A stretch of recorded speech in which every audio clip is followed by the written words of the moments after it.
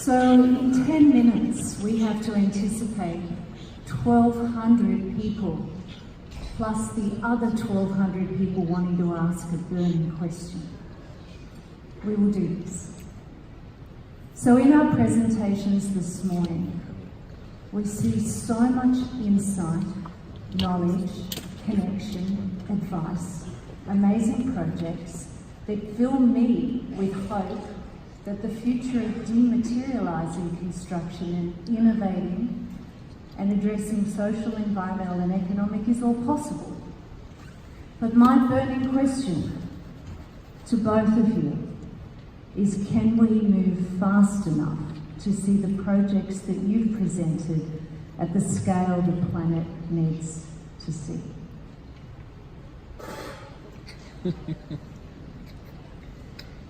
Well, I would say that if we teach people to do what they can do best, we can do this everywhere, and it can go quick.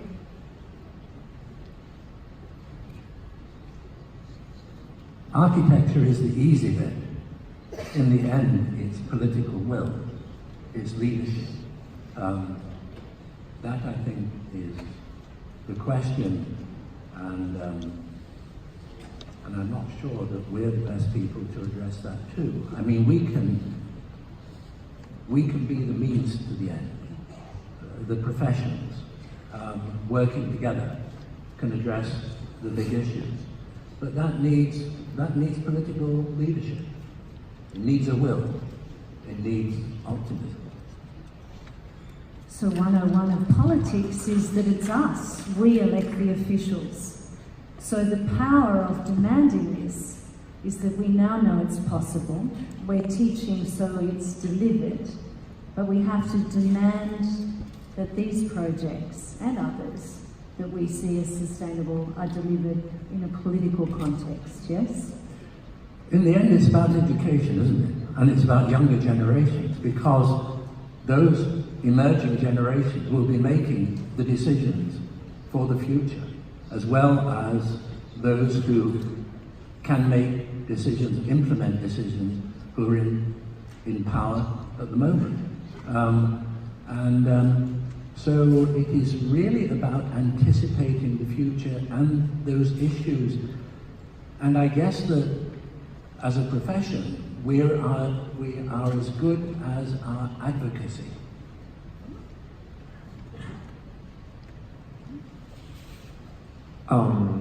While sitting there and listening to the presentations, I was debating with myself, do I ask this, do I comment this or not?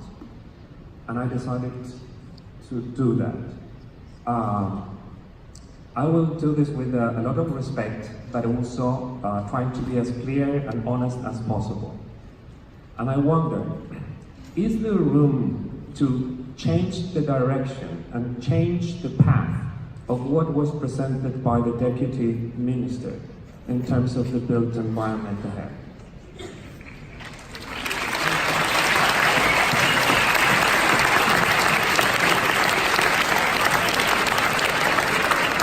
The reason is that what we saw in these presentations, it's not nostalgically looking at architectural languages of the past, but learning from very concrete lessons in how to domesticate the environment to create right places to live. It's not the facade, it's the footprint, it's the proximity and the shading of the streets, it's the choice of materials. I wonder if it is clear that the glass tower is going to be the tallest greenhouse effect generator in Africa. So the question is, or maybe more than a question, is to comment and to reflect. What showed here are not just the result of having the talent, the knowledge, and come up with ideas. You use the word convincing the client. How can we make all this become the mainstream and not the exception? How can we get the client aligned along these lines. It's not just how can we make it the rule. Again, history.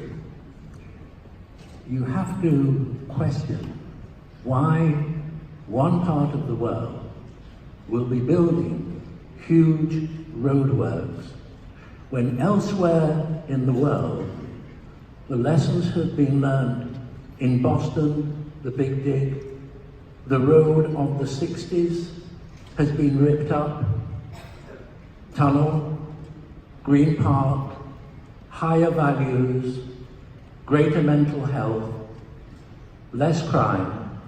In Seoul, we've seen motorways removed, made into parks.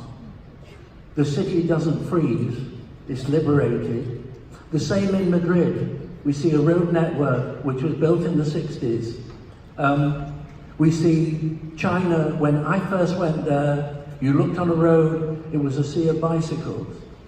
Then it's a sea of cars. And now I go there, and everybody's scratching their head how to get the bicycle back. So lessons should be learned. And the lesson that sprawl, motorways, building motorways for something that's already extinct, like a dinosaur. It's the same mantra. We have to learn the lessons. We have to apply them. We have to look far ahead. We have to have the courage of leaders who will and lead us to be. And maybe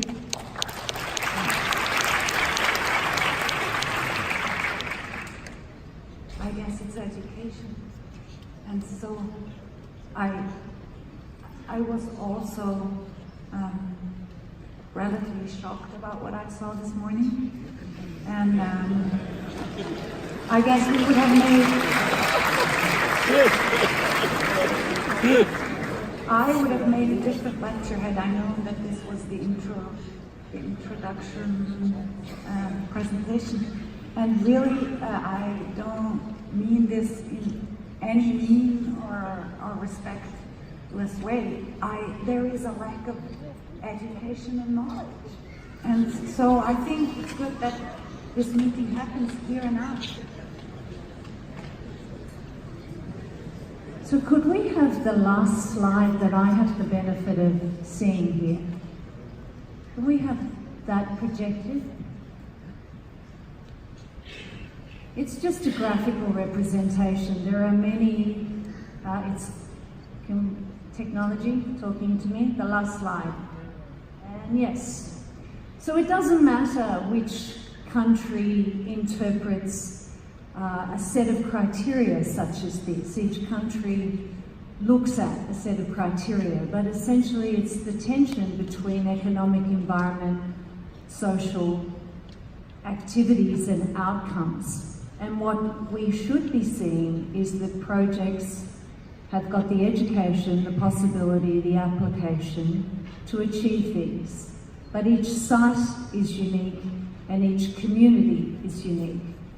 So we have to globally be unified around a model that applies the knowledge that both of you presented this morning. And I'm not saying this is the one, but it is an example of what needs to occur on every project. And I think if the true tension of this was applied, we would have less of the roads, more of the pedestrianised local economy, infrastructure services. We would have a design that incorporates the local material, the local environment's needs. Tell us more of, is this an example of how to address Alejandro's challenge, which is we've seen mega projects, 24 new cities, the infrastructure, a little of the old being applied in the new. I mean, this particular thing we're looking at, the diagram, is the SGNI, the Deutsche Gesellschaft für nachhaltiges Bauen. It's, in my limited knowledge, the one set of criteria that approaches the first diagram I showed the best, because it really includes social and it's not just the environment, it includes social, it includes economical aspects that need to be valid, and it's super flexible. It can be used for any place, and for because this is not, as much as it comes across as science, it is also not, because somebody needs to say this is 80% of what can be achieved, or it's only 60%. But the fact that it exists, that everybody who would be part of such a whatever city development or a building knows this is the criteria we are measured against, would already be a big step, I guess. We from our context, we think this is kind of standard practice, but we realize it's not, and So Norman Foster, is it possible for politicians and leaders to apply a model of this tension? If you go on holiday and you want a good experience, what kind of places do you go to? They're compact, they're pedestrian friendly. Everything's mixed up. There isn't a zone for culture, a zone for living, and a zone for working, and endless roads pulsating with traffic. What happens? You create the multi-lane highway, which brought us here, and every few meters you have something that interrupts it, so the car has to stop to get over the bump. So what are the desirable places? Those desirable places are the most sustainable. They have the smallest carbon footprint. The lessons are there. It's just a matter of applying them and translating them in today's terms. We have to learn from what we have, what works, and what is questionable. I think we've learned from the masters, and with that, I would thank you all. Thank you.